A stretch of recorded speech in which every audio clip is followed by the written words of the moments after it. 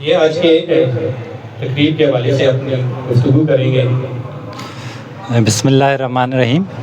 خیر کلام پیش کرنا، گفتگو کرنا، تو بہرحال حلقہ ارباب سخن کا شکریہ، جناب آصف فاروقی کا شکریہ کہ انہوں نے اتنی محبت دی اور یہاں بلایا.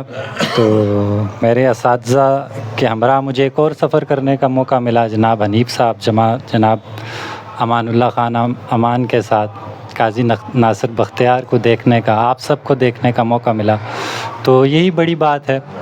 بہرحال مختصر ہی، بالکل مختصر بات کروں گا، کلام کے برابر ہی، کہ انسان کیا ہے یا ادب کیا ہے جس وجہ سے ہم یہاں پر موجود ہیں.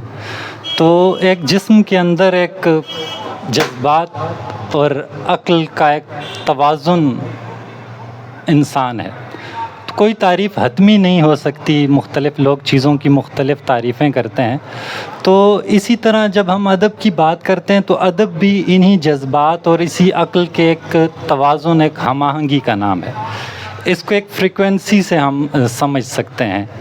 اس میں لیکن خوبصورتی موجود ہوتی ہے، تو جو لوگوں کو اپنی طرف متوجہ کرتی ہے. تو ایک ادیب کا، یعنی ایک جو اگر ہم تعریف کرنا چاہیں کہ ادیب کیا ہے یا ادب کیا ہے، تو وہی مسئلہ ہوگا کہ ہم کسی چیز کی تعریف حتمی نہیں کر سکتے. جیسے زندگی کی تعریف نہیں کر سکتے، جیسے دنیا کی تعریف نہیں کر سکتے، بس اس کو سمجھنے کے لیے ان کو چند الفاظ، چند نام دے سکتے ہیں. تو ادب میں کچھ چیزیں، بہرحال ہر چیز میں کچھ اشاریے، کچھ اشارے ہوتے ہیں. تو ادب میں بھی کچھ اشارے ایسے ہی ہیں کہ ایک ادیب جو ہے اس کے پاس ادراک ہوتا ہے، وہ چیزوں کی فہم رکھتا ہے، وہ کائنات کی فہم رکھتا ہے، وہ ان چیزوں کو اپنے اندر سمو دیتا ہے. اور پھر دوسری چیز جس کا ہمارے پاس ثبوت ہے کہ ایک ادیب کے پاس ایک عمدہ ایک اظہار کا ایک وسیلہ ہوتا ہے. تو وہ خوبصورت طریقے سے، سلیقے سے اپنی بات کو، اپنے ان احساسات کو اور ان ادراک کو جو ہے وہ لوگوں تک وہ پہنچاتا ہے خوبصورتی کے ساتھ. تو یہی جب ترتیب زندگی سے ادب اور ادب کا قاری کے ساتھ تعلق ہوتا ہے، تو قاری اور ادب کا کیا تعلق ہے کہ وہ ڈاکٹر جمیل جالبی صاحب کہتے ہیں کہ ایک ادیب جو ہے اپنے جب تجربات کو ایک پیرائے میں پیش کرتا ہے اور ایک قاری اس کا مطالعہ کرتا ہے، تو وہ قاری اس کے تجربے میں شامل ہو جاتا ہے. یعنی وہ جو کچھ اس قاری پر گزرا نہیں ہوتا، بیتا نہیں ہوتا اور نہ گزرنا ہوتا ہے کبھی، تو وہ اس چیز کا بھی ادراک حاصل کر لیتا ہے. مثلاً ایک شخص ہے، اس پر کبھی شدید غم نہیں گزرا، لیکن وہ میر کا مطالعہ کرتا ہے، میر کو محسوس کرتا ہے اور وہ ان ساری کیفیات سے آشنا ہوتا ہے، بلکہ ان کو اپنے اوپر محسوس کرتا ہے. ان باتوں کو کرنے کا مقصد یہ ہے کہ یہاں دو ادباء شعراء کی کتابوں کی پذیرائی ہو رہی ہے. تو ان کے جو تجربات ہیں، ان کے جو احساسات ہیں، اور انہوں نے جس طرح کائنات کو دیکھا، تو انہوں نے اس کو ایک خوبصورت سلیقے اور طریقے سے ان کتابوں میں محفوظ کیا ہے.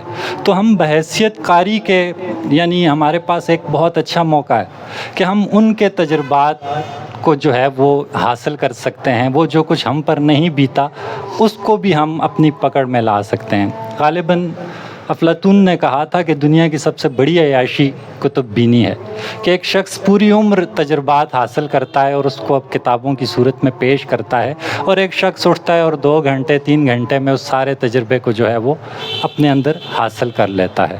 تو جناب شاکر انکا، ان کی کتاب کی ٹیڑھے میڑھے لوگ کی پذیرائی ہے. تو میں نے کوشش کی تھی کہ مجھے یہ کتاب اگر مل جاتی، لیکن دستیاب نہ ہو سکی. بہرحال کچھ تلاش کے بعد ان کی کچھ کتابوں کا تعارف کم از کم مجھے میڈیا کے ذریعے ہوا، جیسے اساطیر الاولین یا دکھ کی داستان رہبر. اس کا خلاصہ مجھ تک پہنچا قمر زمان، ڈاکٹر قمر زمان ایبٹ آباد سے، انہوں نے اس کا خلاصہ کر رکھا. تو بہت اچھا لگا کہ جس اچھے سلیقے سے انہوں نے لالی کی کہانی کو، اس طبقاتی کشمکش کو ایک سلیقے سے، ایک ہنر کے ساتھ پیش کیا، اور ہمارے علاقے سے ان کا تعلق ہے، تو یہ ہم سب کے لیے فخر کی بات ہے. تو سر کو میں مبارکباد پیش کرنا چاہوں گا.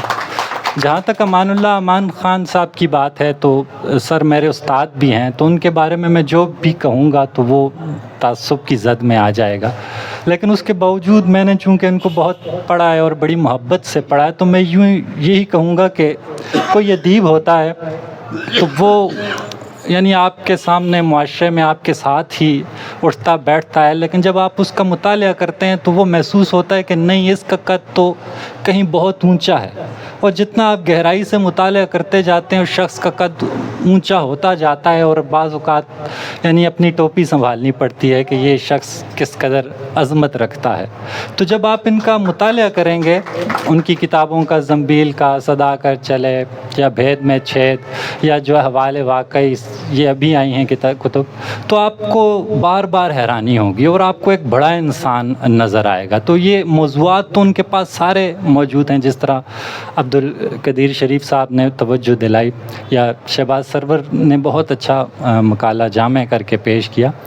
تو لیکن میں ایک ادیب کے اس مقام کی بات کرتا ہوں کہ وہ جب چیزوں کو بڑا ہو کر دیکھتا ہے نا، کہ وہ برڈ آئی ویو جس کو کہتے ہیں، تو اس کو پھر وہ نہ علاقائیت تک محدود رہتا ہے، نہ وہ کسی مسلک تک محدود رہتا ہے، نہ وہ کسی خاندان تک محدود رہتا ہے، نہ ہزارے تک محدود رہتا ہے، بلکہ بہت بڑا ہو جاتا ہے۔ اور امان صاحب جو ہیں وہ بہت بڑے ہو چکے ہیں۔ ایک شعر ان کا پیش کروں گا جو آپ کی توجہ دلانے کے لیے، کہ ساری دنیا ایک سی لگنے لگی، شن کی آری کیا مجھے ملتان کیا۔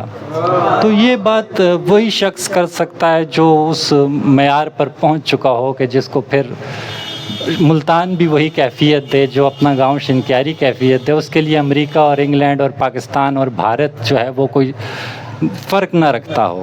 تو امان صاحب، میں آپ سب کو پھر ایک دفعہ دعوت یہی دوں گا کہ آپ سب ان کے تجربے میں شریک ہوں، اور اس یعنی بلندی سے دیکھیں جس بلندی سے انہوں نے زندگی کو دیکھا، ادراک حاصل کیا۔ شاکر عنقا صاحب کی کتب کا مطالعہ کریں، اور انہوں نے جس طرح تجربات کو جمع کیا، ان کے تجربات میں ہم سب شریک ہو جائیں۔ تو آخر میں بس مبارکباد پیش کروں گا دونوں صاحبان کتب جو ہیں، جو ہمارے تنظیم والے ہیں، ان کو مبارکباد پیش کروں گا، اور آپ سب کا شکریہ ادا کروں گا۔ بہت شکریہ جی۔